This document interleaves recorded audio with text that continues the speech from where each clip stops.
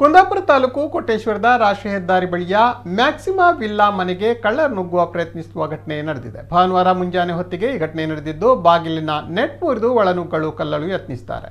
ಈ ಸಂದರ್ಭ ಬಾಗಿಲು ಮುರಿಯುವ ವೇಳೆ ಮನೆಯಾಕಿ ಎಚ್ಚರಗೊಂಡಿದ್ದಾರೆ. ಮಹಿಳೆಯ ಬೊಬ್ಬೆ ಮತ್ತು ಫೋನ್ ಕರೆ ಮಾಡುತ್ತಿರುವುದು ಗಮನಿಸಿದ ಕಳ್ಳರು ಅಲ್ಲಿಂದ ಕಾಲು ಕಿತ್ತಿದ್ದಾರೆ. ಘಟನಾ ಸ್ಥಳಕ್ಕೆ ಕುಂದಾಪುರದ ಪೊಲೀಸರು ಭೇಟಿ ನೀಡಿ ಪರಿಶೀಲನೆ ನಡೆಸಿದ್ದಾರೆ. ಇನ್ನು ಮನೆಯಲ್ಲಿ ಅಳವಡಿಸಲಾಗಿದ್ದ ಸಿಸಿ ಕ್ಯಾಮೆರಾದಲ್ಲಿ ಕಳ್ಳರ ಕೃತ್ಯ ಸೆರೆಯಾಗಿದೆ.